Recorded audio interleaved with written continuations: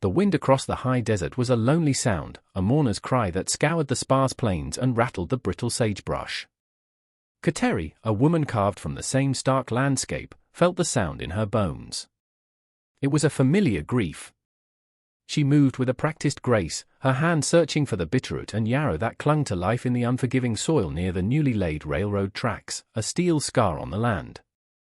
It was here that another sound, thin and sharp, snagged on the wind. It was not the cry of a coyote or the shriek of a hawk. It was human.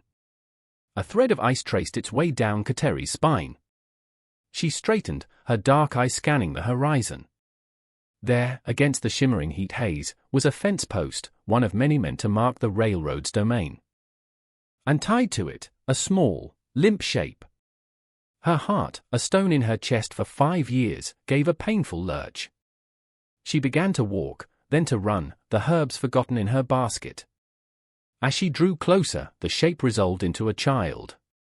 A little girl, no older than 7, with hair as black as a raven's wing and a face smudged with dirt and tears.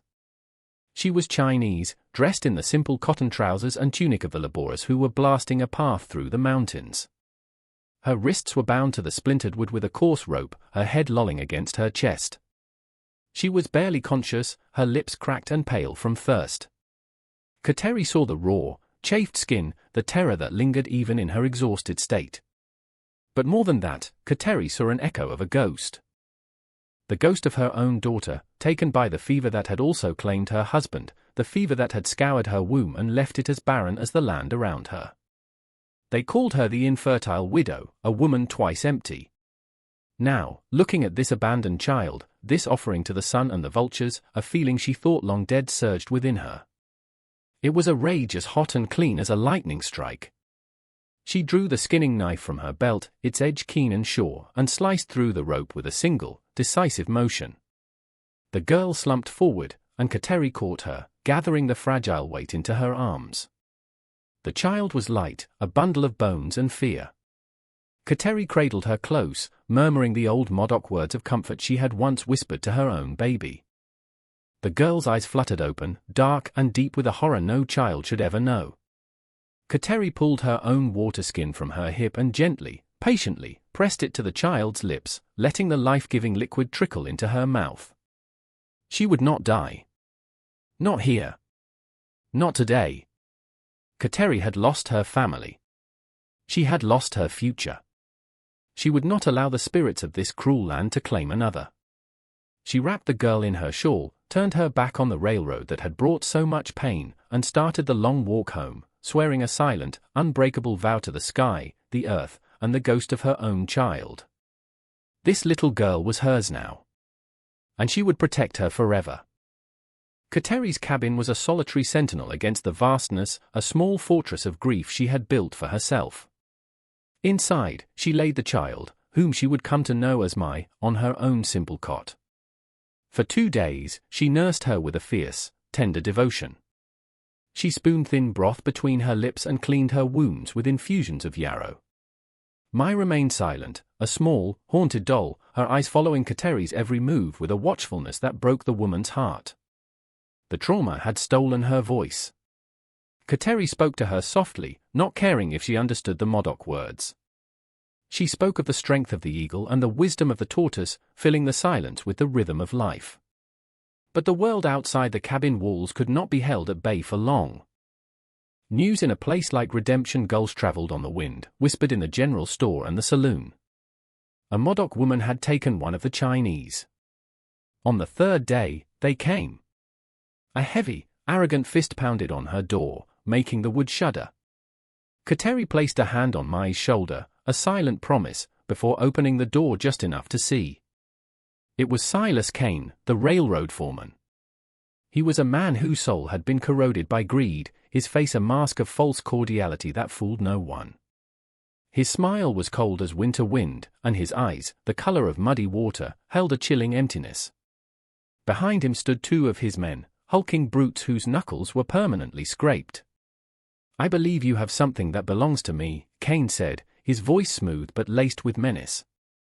He gestured dismissively toward the interior of the cabin.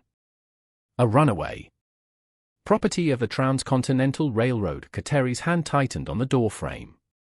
She could feel my shrinking behind her, could feel the child's terror like a physical force.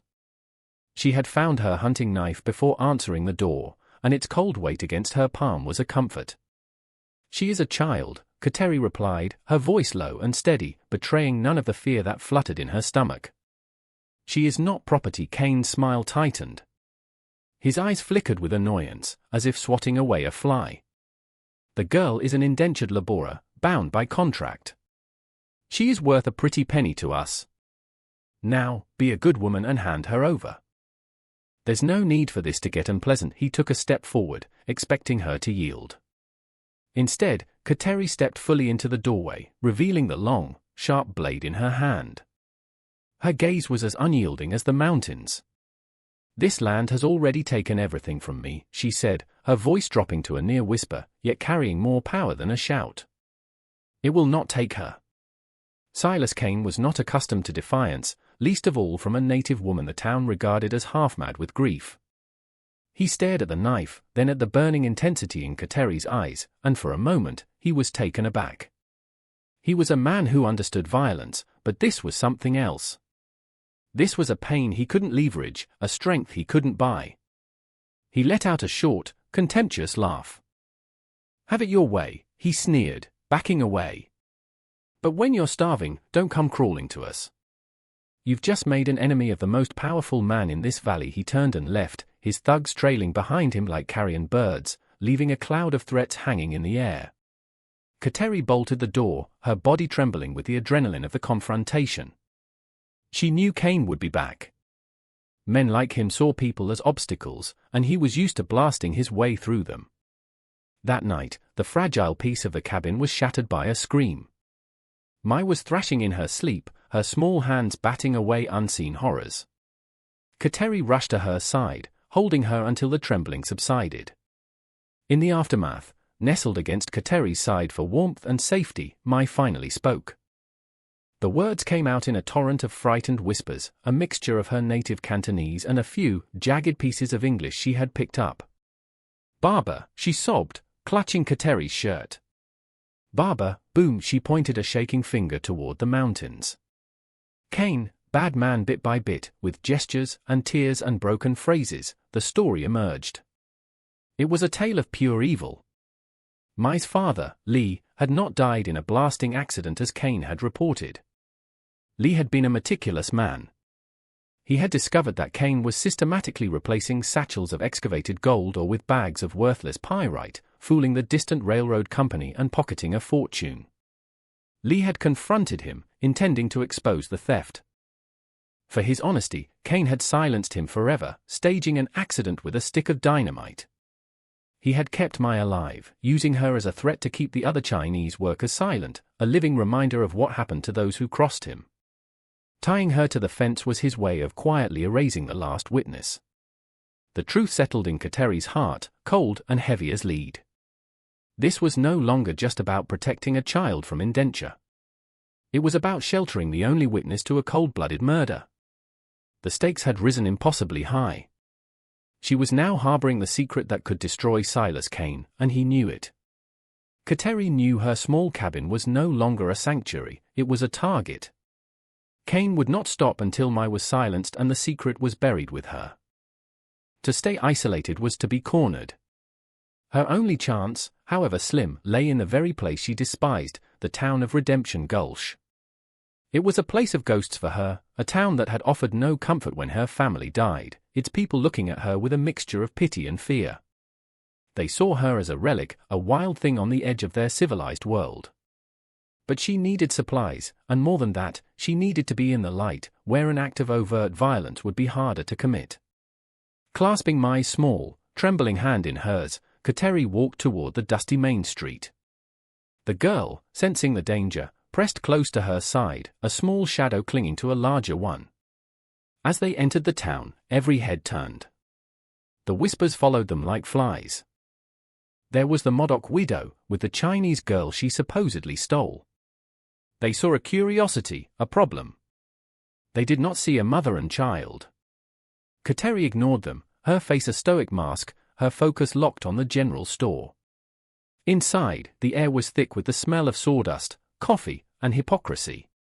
And there, leaning against the counter like he owned it, was Silas Kane. He was regaling a few prospectors with a story, his laughter booming through the small space. He saw them enter, and his story stopped. A slow, venomous smile spread across his face. This was the moment he had been waiting for. A public stage. "Well, well," he announced, his voice carrying to every corner of the store. "Look what the wind blew in." The little thief and her kidnapper. He pointed a thick finger at Kateri. "This woman snatched my company's property. That child is a runaway, probably stole something too. They're all the same." He started to advance on them, his eyes gleaming with malevolent triumph. He was going to play the role of the wrong businessman, reclaiming what was his in front of the whole town. He reached out to grab Mai's arm, his move swift and certain. He expected fear, submission. He did not expect the fury of a mother. Kateri moved with the speed of a cornered wolf. She yanked Mai behind her, placing her own body between the child and the predator. She didn't have her knife, but her voice was a weapon, honed by years of silent grief and now unleashed in a torrent of protective rage. "Touch this child," she snarled, the words crackling with an energy that made the air vibrate, "and you will answer to a grief you cannot possibly imagine." The store fell silent. The prospectors froze. Even the storekeeper, a man who prided himself on minding his own business, stopped polishing a glass. They had only ever known Kateri as a quiet, broken woman. This person, this force of nature radiating pure, undiluted defiance, was someone else entirely. Kane, for the second time, was momentarily stopped in his tracks, not by a weapon, but by the sheer, raw power of her will. The standoff was a tableau of good versus evil, greed versus love. And everyone was watching. From the back of the store, a man moved. It was Sheriff Brody, a man whose weary posture and tired eyes told the story of a long, thankless career. He was a man who had long ago made a quiet peace with the fact that men like Silas Kane ran the world.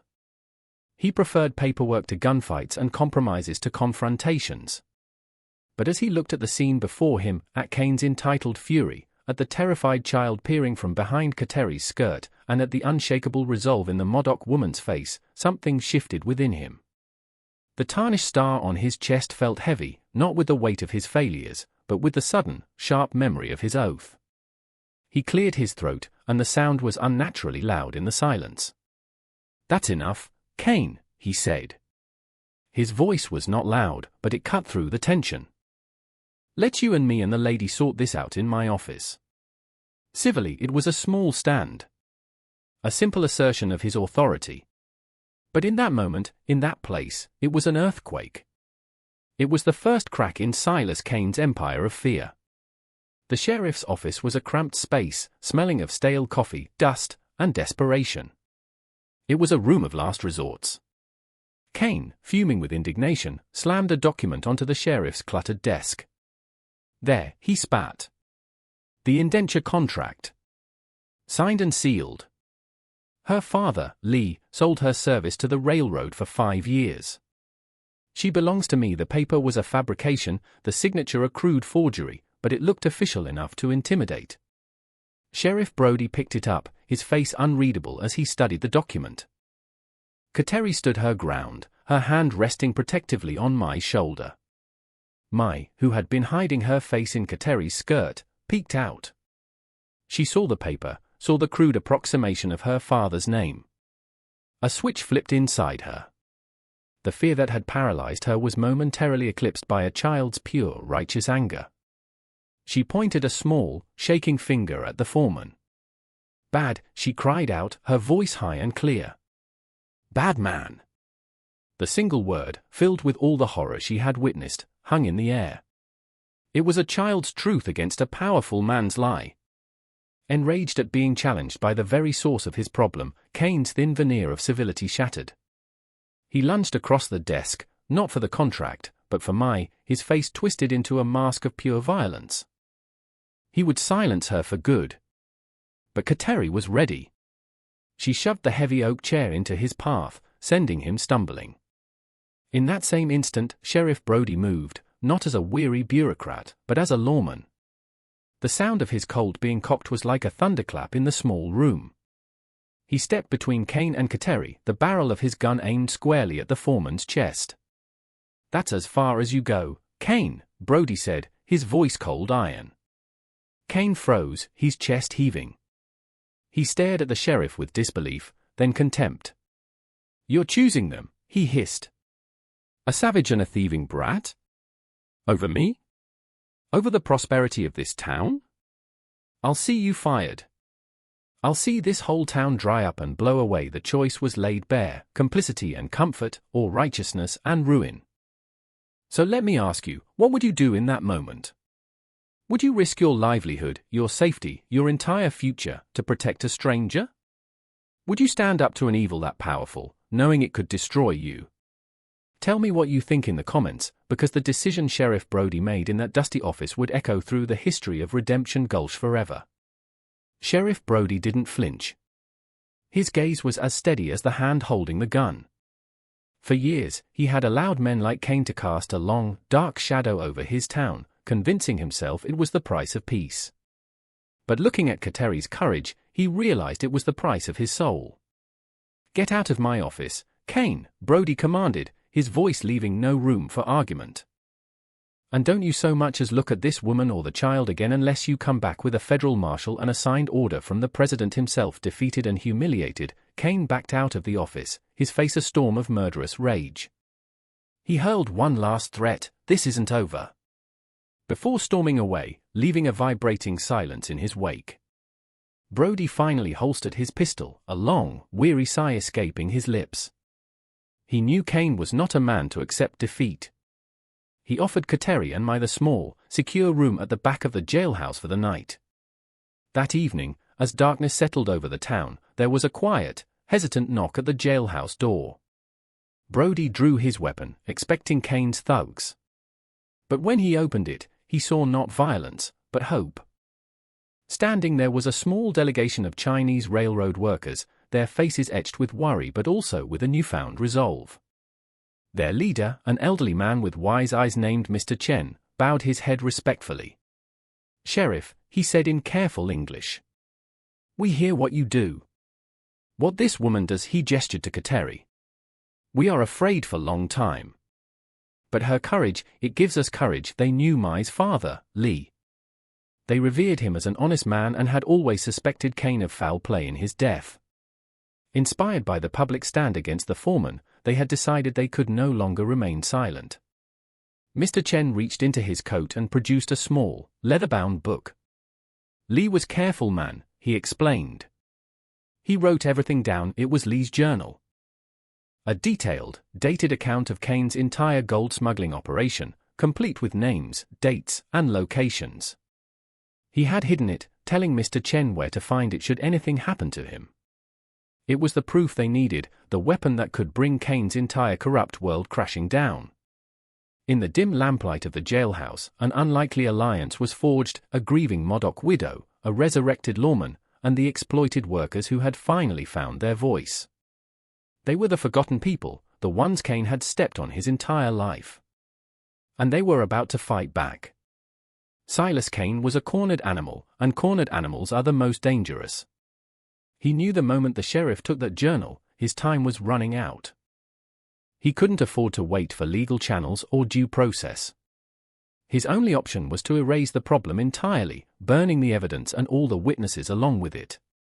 That night, under the cloak of a moonless sky, he gathered his most loyal and ruthless men.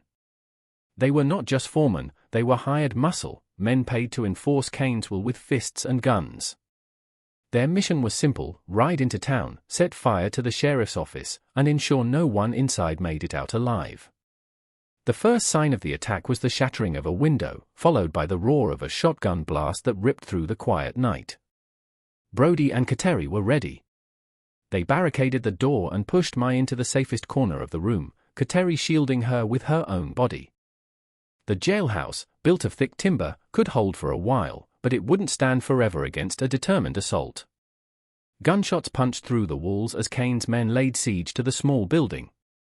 Just when despair began to creep in, a new sound joined the fray. It was the sound of shouting, not from the attackers, but from behind them. Figures emerged from the darkness of the alleys and doorways. It was Mr. Chen and the Chinese workers, armed not with guns, but with the tools of their trade, heavy pickaxes, shovels, and hammers. They formed a defensive line, a silent, determined wall of resistance. The commotion had roused the town. Lights flickered on in windows. Faces appeared. The people of Redemption Gulch, who had spent the day whispering about Kateri, were now faced with a stark, violent choice in their own main street. For a moment, they just watched. Then, one by one, spurred by the sight of the workers' improbable bravery and the memory of Sheriff Brody's stand, they acted. A blacksmith threw open his doors, his forge fire casting long, defiant shadows. A rancher appeared on a rooftop with a hunting rifle, firing a warning shot over the heads of Kane's men. The town that had been paralyzed by fear was waking up. The community that had outcast Kateri was, in this desperate hour, fighting alongside her. The battle for Redemption Gulch was chaotic and swift. It was not a fight between soldiers, but between raw greed and desperate courage. Kane, seeing his plan unraveling as the town turned against him, became consumed by a singular, obsessive goal, the journal. If he could destroy that, he might still escape. In a mad rage, he broke from his men and charged the front of the jailhouse, using a heavy log as a battering ram against the already weakened door. The wood splintered and gave way, and Kane burst inside, his eyes wild and searching. He saw Kateri in the corner, shielding Mai. He saw the sheriff's desk. And on it, illuminated by a single oil lamp, was Lee's journal. He lunged for it, a triumphant snarl on his lips. He was faster than Brody, who was still fighting at the doorway, but he wasn't faster than Kateri. In one fluid motion, she grabbed the burning lantern from the desk. She didn't throw it at the journal. She threw it at him. The glass shattered against Kane's chest, dousing his coat in flaming oil. He shrieked, a high, piercing sound of agony and shock, batting at the flames that greedily consumed his clothes. His reign of terror, built on fear and fire, was ending in the very same way. At that moment, Sheriff Brody stepped through the broken doorway, his pistol leveled. The fight was over. Kane, a whimpering, smoldering wreck, collapsed to the floor. Outside, the townspeople and the Chinese workers had overwhelmed his thugs, capturing those who hadn't already fled into the darkness. As the first light of dawn broke over the mountains, it illuminated a town that had been irrevocably changed. Justice had not come from a faraway judge or a faceless company. It had been delivered in the dead of night by a coalition of the brave, led by a woman who had nothing left to lose and therefore had everything to fight for. The reign of Silas Kane had been extinguished by the fire of a single mother's love. Months later, a different kind of quiet settled over Redemption Gulch.